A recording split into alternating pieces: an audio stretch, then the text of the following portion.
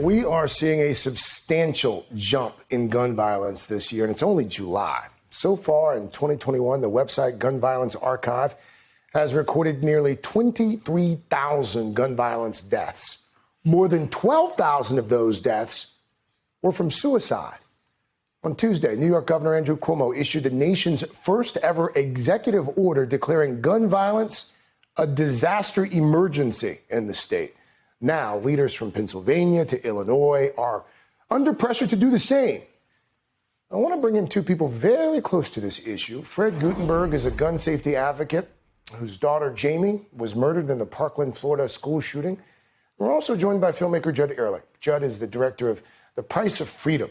It's a documentary about gun culture that features Fred Guttenberg. It premiered in theaters on Wednesday. We're going to talk more about the film in just a moment. But Fred, let me start with you because this is an issue that is so very, very personal to you. You've dedicated your life to the cause since you lost your daughter. First of all, how are you doing? And what, in your view, needs to change to stop this? You know, listen, and thank you for asking how I'm doing. Next week, my daughter should be turning 18. That's what I should be talking to people about, not this. And so to answer your question, to stop this, we need to stop listening to the gun lobby. What this movie, The Price of Freedom, brilliantly does is expose the gun lobby for who they are. And, you know, Wayne LaPierre, in one of his great lies that has really dominated the conversation for years, used the term the slippery slope to describe gun safety. Listen, we've been on a slippery slope now for years because of the gun lobby that has led us to the place where we are now. And during COVID, when the last administration unleashed the gun surge on this country, where we are at now is predictable and it was preventable. When you talked about suicides, myself and others in the gun safety movement were screaming about this happening because you had all these people, first-time gun buyers last year during COVID, running out and buying guns while they were under economic desperation, losing people that they loved. What's happening now is predictable and preventable, and we have to stop listening to the gun lobby. Beyond that, though, Fred, I mean, you know, this is something that I've talked about a number of times on this show. I mean, the reality is we're at a point in this country. We've got more than 300 million guns, more than 300 million in circulation on the streets. Yeah. So what do we do now? Well, over the past 2 years, we've actually gotten closer to 400 million.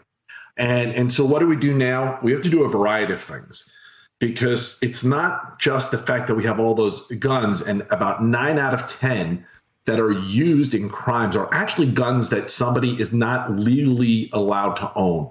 So we need to deal with ammunition as well, because people who are prohibited purchasers simply walk into stores and buy the ammunition because there's no requirement for a background check. And we need to deal with that. But you know what? We need to, as a country, deal with the reality that there are 400 million weapons and evil. And so we need to engage law enforcement. We need to engage our communities. We have to operate in an area of trust where we talk to one another and work together to lower the gun violence death rate.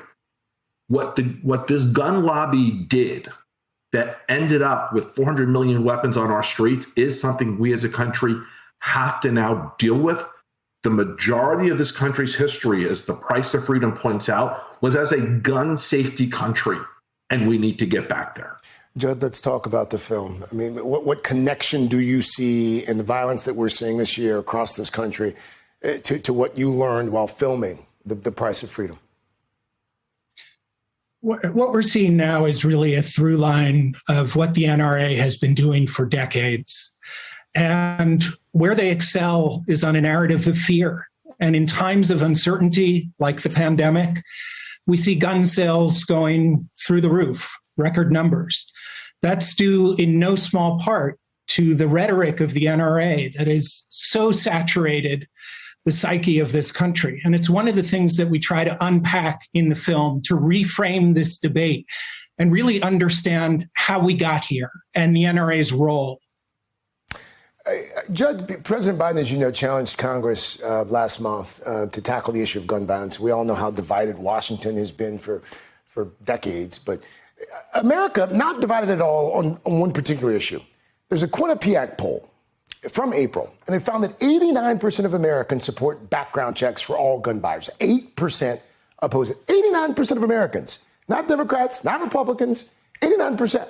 As you worked on your film, what did you find was most largely to blame for the apparent disconnect between Americans and the people who represent them in Washington? It's a great question. And look, we've seen opinion polls like this for decades on a number of common sense reforms. Americans, gun owners or non-gun owners, Republicans or Democrats, support common sense gun reform. And yet, as you point out, we have fewer regulations in this country than any other industrialized nation in the world. And why is that? So many roads point back to the rhetoric of the National Rifle Association. And again, we need to unpack that. And gun owners need to say, is this an organization that represents me as a gun owner and represents my interests and what I want to see for this country? My vision for this country. I think when you look at the vision that the National Rifle Association has for this country, which fundamentally says that more guns in the hands of more people are going to make us safer, that's something that a lot of Americans would disagree with. Judd Ehrlich, Judd, thank you. Fred Guttenberg, I can only imagine how hard the next week is going to be for you, especially. Fred, thank you for your time. Thank you. Judd, the documentary, again, it's The Price of Freedom. It is in theaters now. It's going to do it.